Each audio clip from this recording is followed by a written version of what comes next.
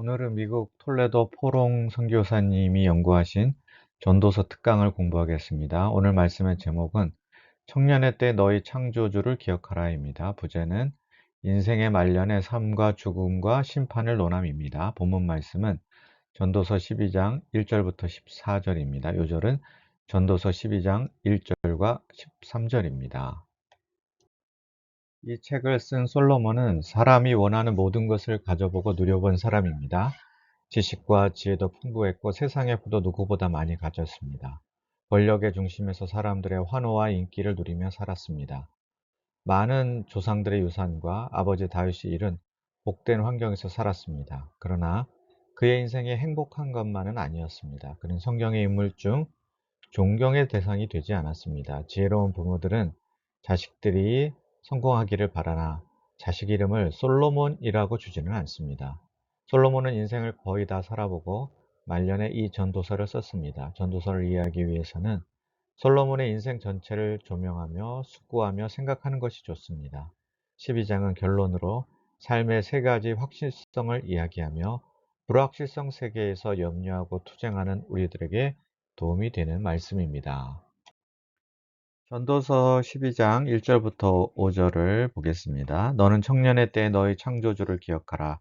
곧 곤고한 날이 이르기 전에 나는 아무 낙이 없다고 할 해들이 가깝기 전에 해와 빛과 달과 별들이 어둡기 전에 비 뒤에 구름이 다시 일어나기 전에 그리하라. 그런 날에는 집을 지키는 자들이 떨 것이며 힘 있는 자들이 구부러질 것이며 맷돌질하는 자들이 적음으로 그칠 것이며 창들로 내다보는 자가 어두워질 것이며 길거리 문들이 닫힐 것이며 맷돌 소리가 적어질 것이며 새의 소리로 말미암아 일어날 것이며 음악하는 여자들은 다 쇠하여질 것이며 또한 그런 자들은 높은 곳을 두려워할 것이며 길에서는 놀랄 것이며 살구나무가 꽃이 필 것이며 메뚜기도 짐이 될 것이며 정욕이 그치리니 이는 사람이 자기의 영원한 집으로 돌아가고 조문객들이 거리로 왕래하게 됨이니라. 솔로몬은 노년의 어려움을 다음과 같이 묘사하고 있습니다. 집을 지키는 자들이 떨 것이며 이것은 손이 떨리는 것을 말합니다. 힘이 있는 자들이 구부러질 것이며 이것은 다리의 힘이 약해지는 것을 말합니다. 맷돌질하는 자들이 적음으로 그칠 것이며 이것은 이가 빠지는 것을 말합니다. 창들로 내다보는 자가 어두워질 것이며 이것은 눈이 어두워지는 것을 말합니다. 길거리 문들이 닫혀질 것이며 이것은 귀가 잘 안 들리는 것을 말합니다. 맷돌 소리가 적어질 것이며 이것은 귀가 먹먹해지는 것을 말합니다. 새들의 소리로 말미암아 일어날 것이며 이것은 잠이 얕아지는 것을 말합니다. 음악하는 여자들은 다 쇠하여질 것이요 이것은 노랫소리가 약해지는 것을 말합니다. 높은 곳을 두려워할 것이며 이것은 넘어질까 염려하여 높은 곳을 두려워하는 것을 말합니다. 길에서는 놀랄 것이며 이것은 길에서 괴한들을 만날까 쉽게 놀라는 것을 말합니다. 살구나무가 꽃이 필 것이며 이것은 머리가 흰머리로 변하는 것을 말합니다. 메뚜기도 짐이 될 것이며 이것은 작은 짐도 무겁게 느껴지는 것을 말합니다. 정욕이 그치리니 이것은 젊음의 사랑과 로맨스와 열정도 사라지는 것을 말합니다. 이는 사람이 자기의 영원한 집으로 돌아가고 조문객들이 거리로 왕래하게 됨이니라. 이것은 죽음을 맞이하는 것을 말합니다. 너의 창조주를 기억하라는 것은 무엇을 의미할까요? 너의 창조주를 기억하라는 것은 젊은 때부터 하나님이 천지와 우주의 창조주이시며 통치자이시고 나 자신의 삶의 주인이심을 알고 믿고 사는 것입니다. 하나님을 주인으로 모시는 것은 내 자신이 나의 삶의 손님이 되어 수동적으로 사는 게 아닙니다. 창조주를 기억하는 것은 하나님과 동행하며 실생활에서 그분을 체험하고 20대, 30대, 40대의 젊은 시절부터 하나님의 인도하심을 경험하고 내 자신이 삶의 주인으로 살아가는 것을 배우는 것입니다. 창조주 하나님을 신뢰함으로써 우리는 각자에게 주어진 맥락에서 독특한 능력을 발휘하여 창조적인 삶을 영위할 수 있습니다. 이것은 단순히 존재하는 것이 아니라 하나님이 주신 재능과 능력을 활용하여 적극적이고 의미 있는 삶을 구축하는 과정입니다. 왜 젊었을 때를 기억해야 할까요? 젊을 때의 삶은 야생마와 같습니다. 아무리 잘 달리는 말이라도 주인을 잘못 만나면 아무 쓸모없게 됩니다. 그러나 하나님을 주인으로 모실 때 우리는 의의 길로 인도하시는 하나님의 은혜로 천리마와 같이 다닐 수 있습니다. 젊었을 때를 기억해야 하는 이유는 곤고한 날이 이르기 전에, 즉 노년의 어려운 시기가 오기 전에 하나님을 경외하고 따르는 삶을 사는 것이 중요하기 때문입니다. 젊은 시절은 에너지가 넘치고 많은 일을 할 수 있는 시기이므로 이 시기에 창조주를 기억하고 그분의 뜻대로 사는 것이 더 의미 있고 값진 일입니다. 청년의 시기에 하나님을 아는 것은 아름다운 하나님의 기억들로 인해 비록 길을 잃었다 하더라도 회개하고 다시 하나님께 돌아오게 만들 수 있습니다. 솔로몬의 청년기를 보겠습니다. 솔로몬은 밧세바의 아들로 태어나 이복 형제들 사이에서 자랐습니다. 밧세바는 다윗과 간음하기 전에 우리아의 아내였습니다. 아마도 당시 사람들의 밧세바에 대한 시각은 그리 긍정적이지는 않았을 것입니다. 이 나귀는 밧세바의 아들인 솔로몬의 생애 동안 지속되었을 것입니다. 이스라엘에서는 자녀들이 아버지보다 어머니에 의해 정의되었다고 합니다. 아브라함의 아들 이삭은 사라를 통해 태어났기에 존경받았지만 아브라함의 아들 이스마엘은 하갈을 통해 태어났기에 존경을 받지 못했습니다. 이러한 배경은 그의 삶에 여러 도전과 갈등을 가져왔을 것입니다. 솔로몬은 어느 날 그의 야심찬 형제들인 암논, 압살롬, 아도니아가 모두 사라졌음을 발견했습니다. 그들은 더 이상 다윗의 가장 좋아하는 후계자가 아니었습니다. 솔로몬이 왕으로 부름받고 임명될 때 그는 두려움과 연약함을 느꼈습니다. 심지어 그는 꿈에서도 위대한 백성을 섬기기 위한 지혜를 구했습니다. 하나님은 이런 겸손한 왕 솔로몬을 축복하셨고 그 주변에 선하고 충실한 사람들을 많이 모으게 하셨습니다. 근면과 노력으로 솔로몬은 그의 왕국을 번영하게 만들 수 있었으며 하나님의 영광을 위해 성전을 봉헌할 수 있었습니다. 이 이야기는 솔로몬의 겸손과 하나님에 대한 의존이 어떻게 그의 왕국을 번영하게 했는지 보여줍니다. 하나님께서는 그의 겸손을 보시고 지혜뿐만 아니라 좋은 사람들을 그의 곁에 모아주셨습니다. 솔로몬의 이야기는 우리에게 하나님 앞에서 겸손하며 주어진 임무에 최선을 다해야 한다는 교훈을 줍니다. 솔로몬은 인류 역사상 가장 지혜로운 왕으로 알려져 있습니다. 그는 자신의 지혜와 지식을 통해 수많은 성과와 업적을 이루었지만 결국 그것이 자신에게 진정한 의미를 주지 못하였음을 깨닫습니다. 성경의 전도서에서 솔로몬은 이러한 체험을 공유하며 모든 것이 허무하다고 표현했습니다. 이는 그의 지식과 성취가 하나님과의 관계에서 떨어져 있었기 때문에 진정한 의미를 찾지 못했다는 것을 의미합니다. 솔로몬은 젊은 시절 자신의 일과 성취, 인간적인 인정에만 집중하며 궁극적 의미에 대해 생각할 여유가 없었습니다. 그는 한 프로젝트에서 다른 프로젝트로 바쁘게 움직이며 시간을 보냈습니다. 그러나 나이가 들어 그가 이룬 모든 것이 처음 생각했던 것만큼 의미 있는 것은 아니었음을 보았습니다. 이는 은퇴할 때 많은 사람들이 실제로 느끼는 감정입니다. 그들은 왜 그렇게 열심히 일했는지 의문을 갖습니다. 30년 이상 일한 결과의 최종 보상은 세상이 기억하지 않고 또 모든 노력에 실질적인 차이가 없다는 것에서 다소 허무함을 느끼게 됩니다. 이러한 교훈은 우리에게 하나님을 통해 그리고 하나님과의 관계 안에서 찾을 수 있는 진정한 의미와 가치에 대해 다시 한번 생각하게 합니다. 우리의 모든 노력이 결국 허무해질 수 있긴 하지만 그것을 하나님과 연결 지음으로써 영원한 가치를 발견할 수 있습니다. 우리가 일상에서 하는 일이나 달성하는 성취가 개인적인 만족이나 사회적 인정을 넘어서 더 큰 영적 목적을 섬기는 방향으로 나아가야 한다는 것을 상기시켜 줍니다. 이는 솔로몬의 깨달음을 바탕으로 우리의 노력이 하나님의 영광을 위해 어떻게 쓰일 수 있는지를 고민하게 합니다. 이러한 배경을 통해 우리는 중요한 교훈을 얻을 수 있습니다. 즉, 인생에서의 모든 업적과 성취가 하나님과 연결되지 않는다면 그것은 궁극적으로 허무하고 의미가 없게 됩니다. 진정한 의미는 단순히 일이나 그 결과에서 오는 것이 아니라 그것이 하나님과 관련이 되어 있을 때 비로소 발견될 수 있습니다. 솔로몬의 청년기는 매우 순수했습니다. 이는 그가 쓴 아가서에 보면 그가 얼마나 순수하고 진실되게 한 여인을 사랑했는가 볼 수 있습니다. 아가서 2장 10절부터 12절. 나의 사랑하는 자가 내게 말하여 이르기를 나의 사랑 나의 어여쁜 자야 일어나서 함께 가자. 겨울도 지나고 비도 그쳤고 지면에는 꽃이 피고 새가 노래할 때가 이르렀는데 비둘기의 소리가 우리 땅에서 들리는구나. 이 구절은 솔로몬이 사랑하는 여인을 향한 그의 감정을 표현한 것입니다. 그는 여인을 나의 사랑, 나의 어여쁜 자라고 부르며 함께 봄을 맞이하자고 초대합니다. 겨울이 지나고 꽃이 피며 새가 노래하는 아름다운 자연의 변화를 통해 사랑의 새로운 시작과 설렘을 나타내고 있습니다. 이 구절은 솔로몬의 사랑이 얼마나 순수하고 진실되었는지를 보여줍니다. 자연의 아름다움과 사랑의 감정이 결합된 이 장면은 그의 사랑이 얼마나 깊고 순수한지를 상징적으로 보여줍니다.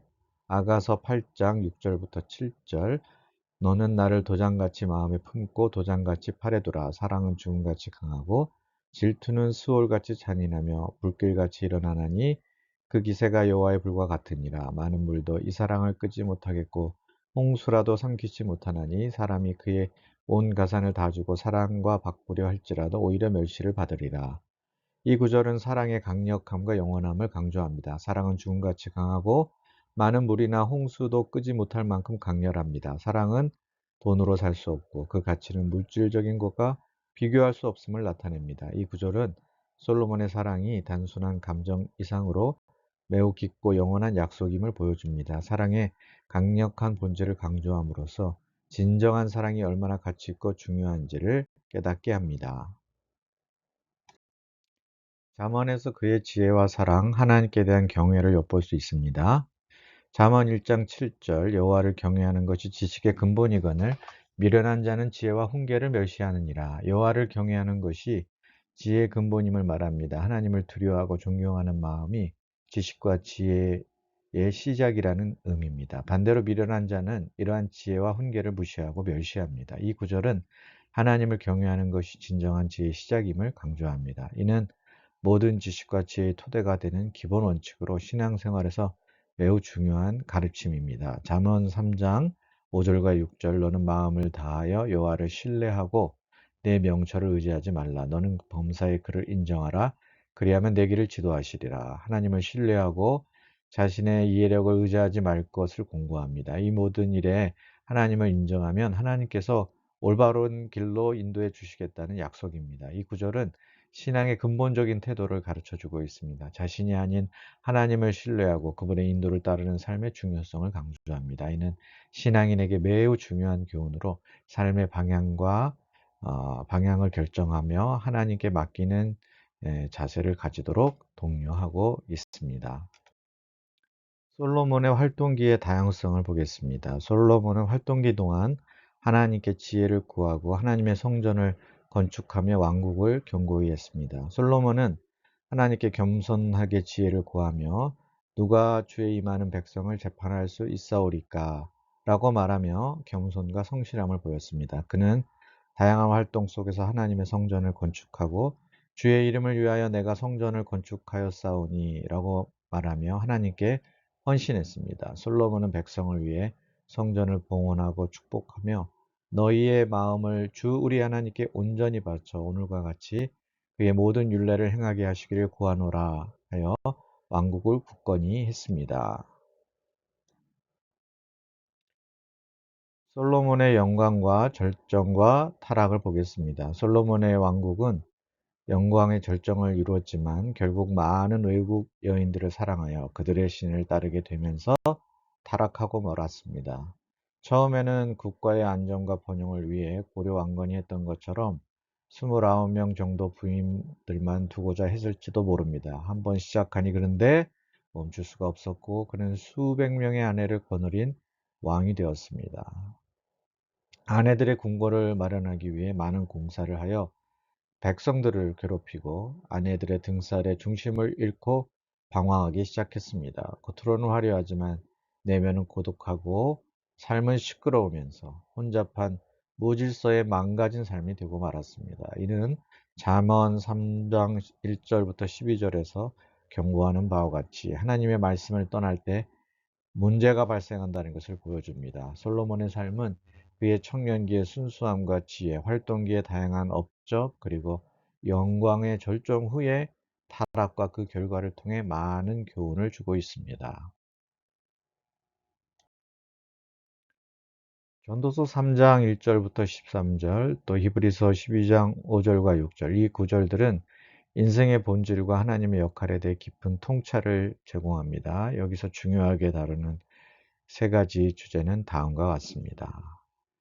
첫 번째는 인생의 모든 시기와 사건은 하나님의 주권 아래에 있다는 겁니다. 전도서 3장은 인생에서 모든 것이 정해진 시간과 계절을 가지고 있다 말합니다. 이는 삶과 죽음, 심기와 뽑기, 울기와 웃기 등 인생의 다양한 시기와 활동이 하나님의 주권적인 계획 안에 있다는 것을 의미합니다. 이러한 시기의 변화를 통해 하나님은 우리에게 인생의 모든 부분이 그분의 손안에 있음을 상기시킵니다. 하나님은 모든 것을 아름답게 하시고 인간에게는 영원을 사모하는 마음을 주셨습니다. 하나님은 모든 것을 그분의 때에 맞춰 아름답게 하신다는 것이 이 전도서 3장의 두 번째 교훈입니다. 이는 우리가 하나님의 창조적인 질서 속에서 자신의 위치를 이해하고 인생의 진정한 목적과 의미를 하나님 안에서 찾아야 한다는 것을 의미합니다. 또한 우리가 일상에서 누리는 모든 것이 하나님의 선물임을 인식하게 합니다. 세 번째로 하나님의 징계는 사랑에서 비롯된 것이며 그분은 사랑하시는 자녀들을 훈련하신다는 것입니다. 히브리서 12장은 하나님께서 사랑하시는 자들을 징계하신다 말합니다. 이는 하나님의 징계가 벌이 아니라 자녀를 올바른 길로 인도하고 성숙하게 하기 위한 사랑의 표현임을 강조하고 있습니다. 징계를 통해 하나님은 우리가 영적으로 성장하고 더 나은 인격을 형성하며 하나님의 뜻에 더 가까이 다가가도록 돕습니다. 이 세 가지 포인트는 하나님의 사랑과 훈련을 경험하는 파란만장한 삶 속에서 하나님이 어떤 분이신지를 깊이 이해하고 그분과의 관계에서 참된 의미와 목적을 찾는 데 도움을 줍니다. 전도서 12장 6절부터 8절을 보겠습니다. 은줄이 풀리고 금그릇이 깨지고 항아리가 생곁에서 깨지고 바퀴가 우물 위에서 깨지고 흙은 여전히 땅으로 돌아가고 영은 그것을 주신 하나님께로 돌아가기 전에 기억하라. 전도자가 이르되 헛되고 헛되도다. 모든 것이 헛되도다. 이 말씀을 볼 때 죽음의 확실성이 우리 삶에 어떤 영향을 미치게 될까요?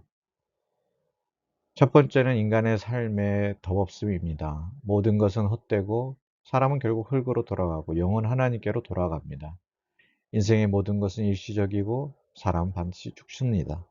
두 번째는 삶과 죽음의 대조입니다. 살아있는 자에게는 소망이 있지만 죽은 자에게는 아무것도 없습니다. 살아있는 동안에 기쁨을 찾고 하나님께서 기뻐하시는 일을 해야 합니다.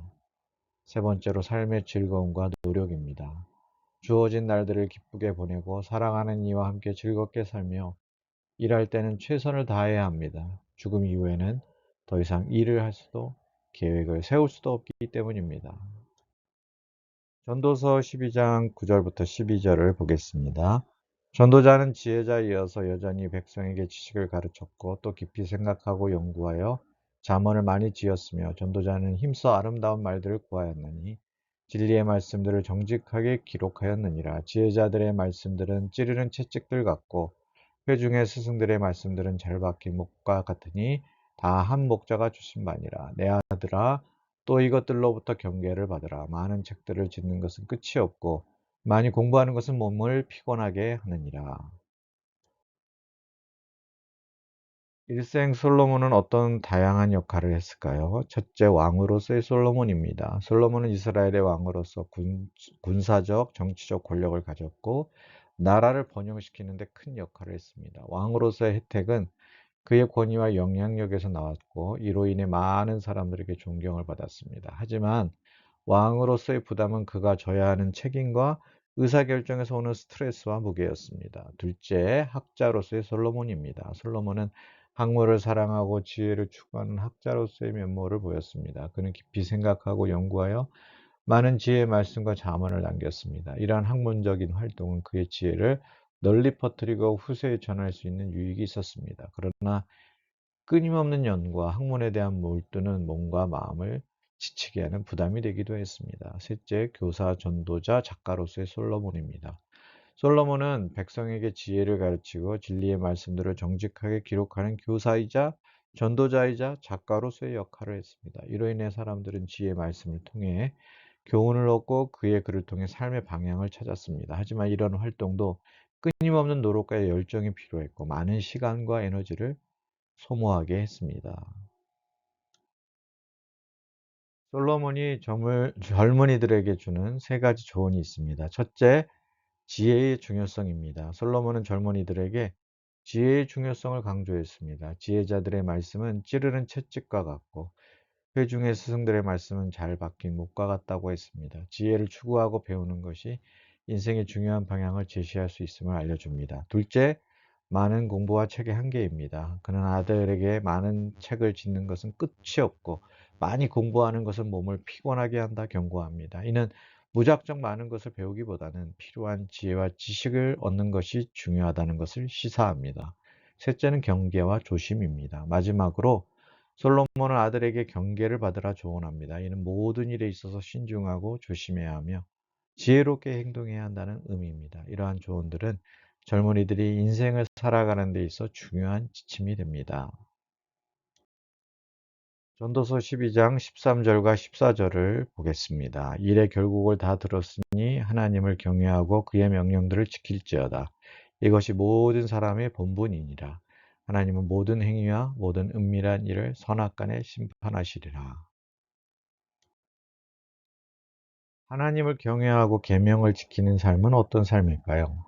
하나님을 경외하고 그의 계명을 지키는 삶은 인간의 본분으로서 하나님을 존경하고 그분의 명령을 따르는 삶을 의미합니다. 이는 모든 사람에게 요구되는 기본적인 자세로 하나님의 뜻에 순종하며 살아가는 것입니다.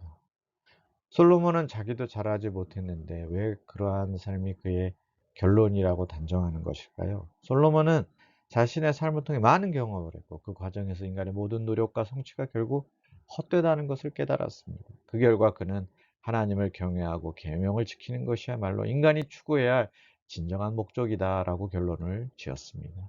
이는 그가 삶의 마지막에 도달한 진리였기 때문에 단정할 수 있었던 것입니다. 하나님의 심판을 믿지 않는 삶은 어떤 심판을 경험하며 살게 될까요?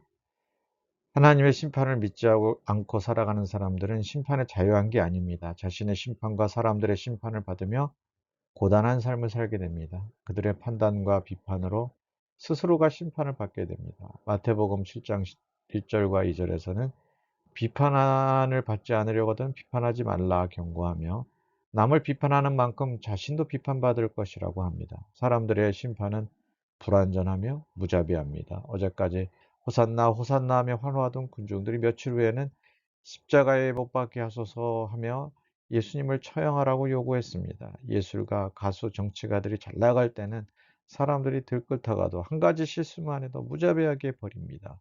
로마서 2장 1절에서는 남을 판단하는 사람이 결국 자신도 정죄하게 된다고 말합니다. 또한 로마서 2장 9절에서는 악을 행하는 각 사람에게 환난과 곤고가 있을 것이라고 경고합니다.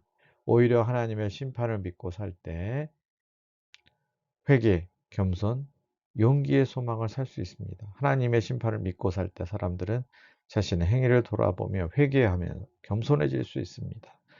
하나님이 모든 행위와 은밀한 일을 심판하신다라고 전도서는 말하고 있습니다. 이로 인해 사람들은 자신의 잘못을 인정하고 회개하게 됩니다. 로마서 12장 19절에서부터 21절에서는 원수 갚는 것이 내게 있으니 내가 갚으리라. 는 하나님의 말씀을 통해 사람들은 직접 복수하려는 대신에 하나님의 심판에 모든 것을 믿고 맡겨야 한다. 라고 말하고 있습니다. 공의롭고 자비로운 하나님의 심판을 믿을 때 우리는 용기와 소망을 갖게 되며 악을 선으로 이기는 삶을 살 수 있도록 인도함 받게 됩니다.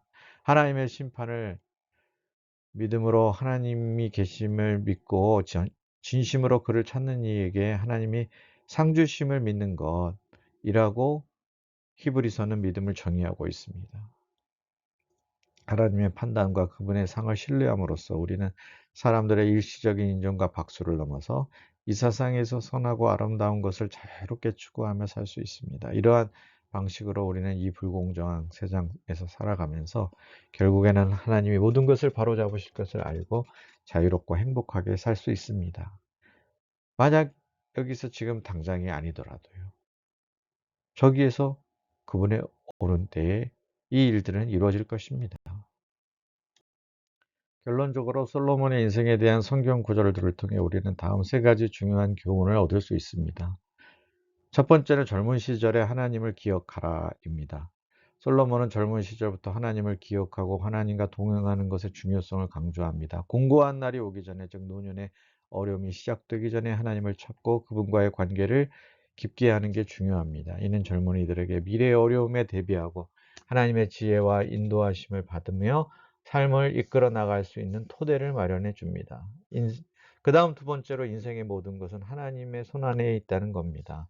전도서 3장은 인생의 모든 시기가 하나님의 정해진 때에 따라 이루어진다고 말하고 있습니다. 이는 우리의 삶의 모든 측면이 하나님의 주권적인 계획 안에 있고 그분이 우리의 삶을 아름답게 하실 것을 보증합니다. 하나님은 우리에게 영원을 사모하는 마음을 주셨고 우리의 삶이 하나님과의 영원한 관계 속에서 의미를 찾을 수 있음을 보여줍니다. 세 번째로는 하나님의 징계는 사랑에서 비롯된다는 것입니다. 히브리서 12장에 따르면 하나님은 사랑하시는 자녀들을 징계하십니다. 이 징계는 우리를 올바른 길로 인도하며 영적으로 성장할 수 있도록 돕기 위한 것입니다.